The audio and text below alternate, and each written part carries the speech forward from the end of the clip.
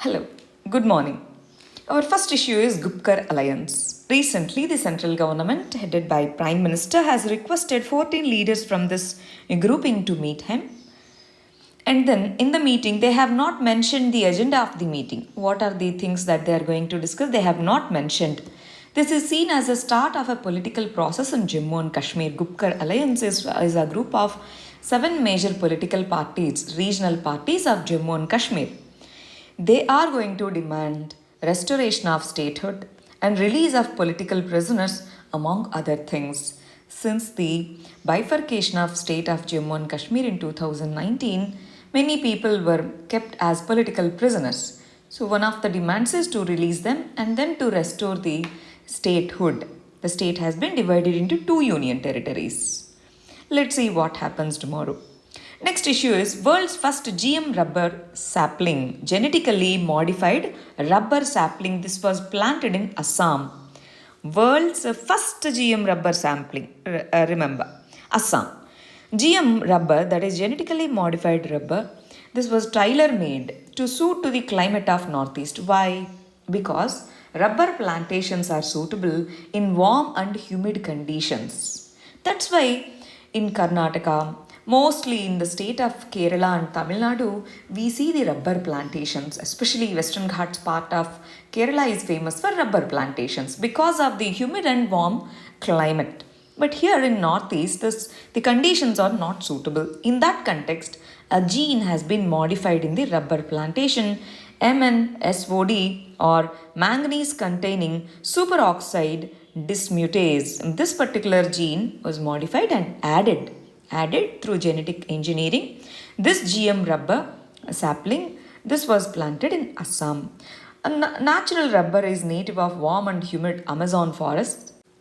In India, Kerala is the top producer of rubber. Northeast also is one of the largest producer of rubber, but now genetically modified rubber has been introduced to increase the productivity and to suit and to make the rubber plantation suitable to that particular area.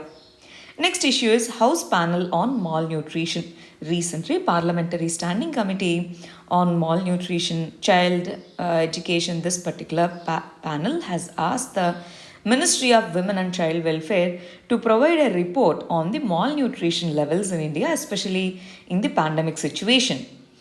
So they are asking about 2 things. One, to provide the information on Anganwadi services, how they impacted during the COVID pandemic period. 2, how malnutrition numbers, whether they increased or decreased, what is the impact of COVID-19 on malnutrition. And then we already have this portion tracker. This is a website. All Anganwadi services and their data is entered into this. But as of now, data from June 1st is only available. Earlier data is not available. That's why tracking this is little difficult now. In this context, this House panel also questioned the government on COVID orphan children and the government's measures. Recently, government has proposed a new scheme saying that 10 lakh rupee corpus would be provided to COVID orphan children when they reach the adulthood. This funding is taken from PM CARES, Pradhana Mantri CARES Fund. Next issue is 47th UNHRC session, United Nations Human Rights Commission. It has met in Geneva. 47 member countries. Meeting has happened virtually. So 47 member countries out of all the United Nations General Assembly members, 47 members are elected for a period of 3 years. Recently in this meeting, many issues were highlighted. One issue include Uyghur. Uyghur is a minority Muslim community in Xinjiang province of China. This official statement of UNHRC has highlighted about this issue. They said in China, human rights violations is happening among this Uyghur community. China also said that indigenous communities in Canada and other countries, they are also getting affected. See, if we look at the world situation now, in many countries, human rights violations are happening. Yemen, Palestine, Myanmar, Syria, many African countries. In many places, human rights violations are happening. That's why in this context, UNHRC should be more proactive. We can say it's not much proactive if we can understand the ground reality. Right? Next issue is China's cryptocurrency. Recently, China started cracking down on the private cryptocurrencies. If we observed recently the cryptocurrency value, Bitcoin, Ethereum, these values have fell down drastically. One of the reasons is said to be this. China's crackdown on private cryptocurrency. Why China has cracked down? Why China has done this? Because it wants to promote its own digital currency, plus these private cryptocurrencies are not regulated under any of the institutions of the government. It can lead to black money. There is no account on who is sending to whom, on what purpose. So it can lead to money laundering and black currency, and government lose the control over the money supply in this way. That's why many countries are trying to regulate it. Even RBI has released a guideline saying that in India, private cryptocurrencies are not officially recognized. Anyway, China is starting its own official digital currency. Already it is going for pilot project also. How is it controlling the cryptocurrency markets? Cryptocurrency work with crypto mining. Crypto mining means using algorithms, they have to decode the hash codes. That's how more and more bitcoins and other cryptocurrencies are generated. It simply means there is a code algorithm that need to be cracked. As you crack many codes, you generate more bitcoins. That's how bitcoins and other cryptocurrencies work. In China, as cheap power is available, computational cheap power is available, in China is the biggest market for crypto mining. But now slowly China is cracking down on this, and China has also asked the various banks, Chinese banks, to ban the transactions in cryptocurrency related cases. Next issue is third wave. From here, our editorial start. Third wave. In the context of third wave, what is the most necessary? We are expecting third wave in the next few weeks. So in this context, what are the government priorities? Mass vaccination? Yes or no? It reduces the hospitalization and mortality. Spot registration versus pre-registration in CoWIN app. CoWIN app registrations are now mandatory. But many people, see, as of now, there are certain technical glitches in CoWIN app.